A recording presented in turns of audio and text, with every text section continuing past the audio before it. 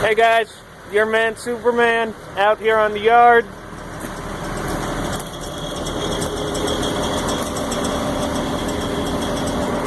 Yep, we're about to drive it. So I'm just gonna hop up here, give you kind of a bird's eye view. Okay, there's our computer.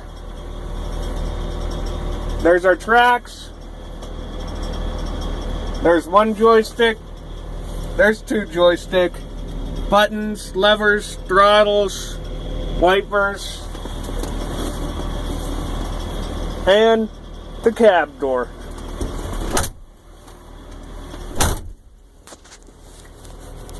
Okay, you're going in my lap, so bear with me. Open the window because I'm smoking. Don't smoke, kids, it's bad. And we are going to come over, turn the lights on. Now we can see what we're doing.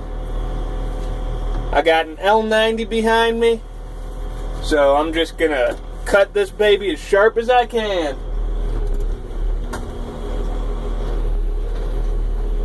Okay. I'm driving with my hands. I know you guys have seen me drive with my feet. I'm using my hands because we're trying to be real precise here. And this thing is sliding on the ice and everything else. You would think a machine this big would have no problem getting traction. Well, you're kind of right, but on ice or anywhere else, this weight can dig in and really dig down. This thing just turns into a giant hockey puck. Okay. Now we've turned. My seat adjusted a little bit. That's normal. So, now we need to figure out which way we're going. Checking on my buddy Dave over there. He's a miserable old cuss, but we gotta love him. Okay, this seat's about to piss me off, so excuse me a moment. Hopefully that fixed it. If not, oh well, looks like I'm driving uncomfortably. And my seat still isn't fucking fixed.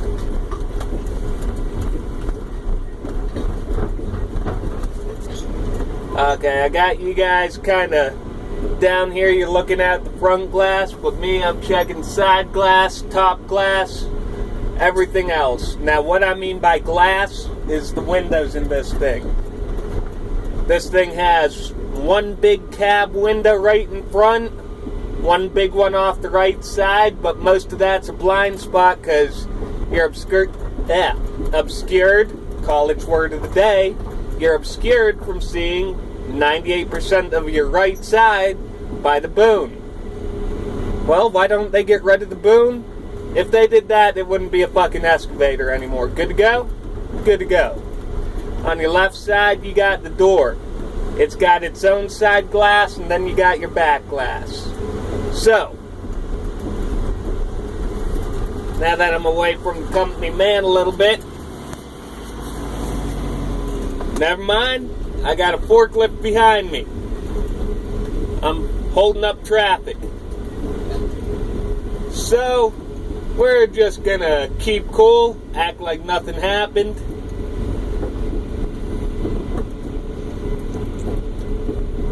And we're trying to be real careful because with that Snowmageddon 2.0, 2015 snowpocalypse, whatever you're calling it in your little corner of the world, I kind of like snowpocalypse myself.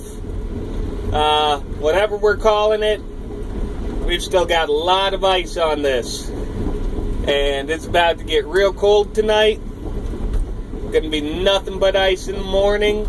And we're going to be sliding these big machines over like a fucking hockey puck. Look like the Steelers playing the Canadians. For those of you who don't follow hockey, Pittsburgh won that one.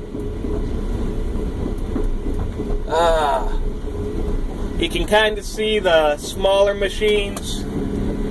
There's a shot of all the buckets we're using.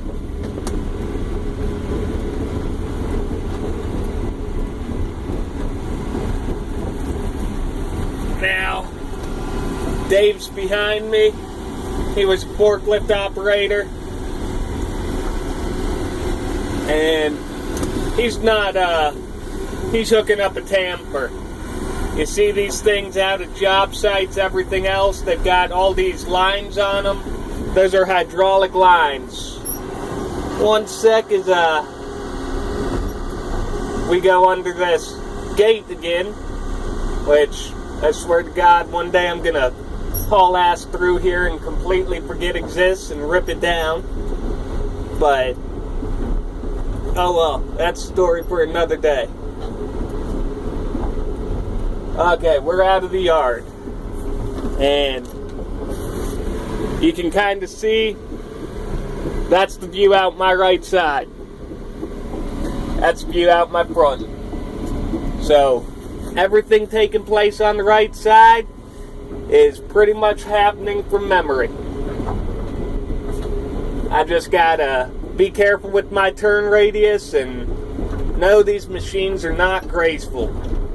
I think this one's a 140, something like that. I'm going to say 140, and we're going to pretend it's a 140 until I'm proven otherwise. We've got a 140, 145s, 160, and 220s. Those are just the classes that they operate. Your bigger ones are your 1 series. Your 2 series are, well, they're massive. And anything that isn't a 1 or a 2 is your compact and your subcompact series. I think the smallest I've seen at the yard is the 25, and it's about the size of a VW Buck.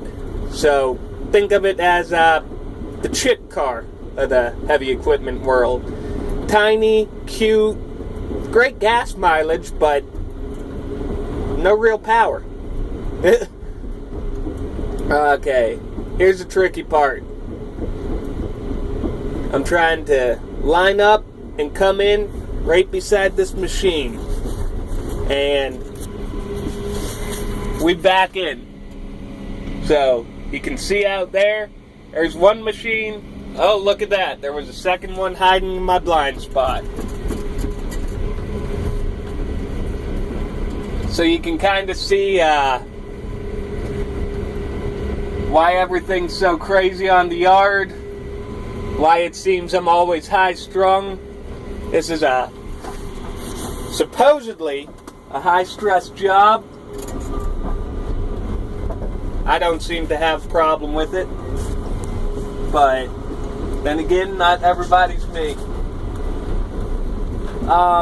Some of you may be wondering what sort of training I have, or you may be a little bit younger, looking for your first job, or maybe tired of being white collar, want to go get a little bit of dirt and grease on your hands.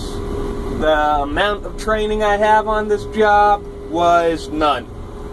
My boss came out when I started here first, and he said, okay, we need you to start moving equipment and doing this. And I was like, well, I've never done that.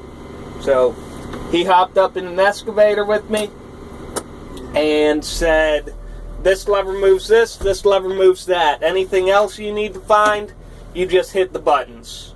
So we kind of took that and ran with it for all intents and purposes. But I got this thing shut down now.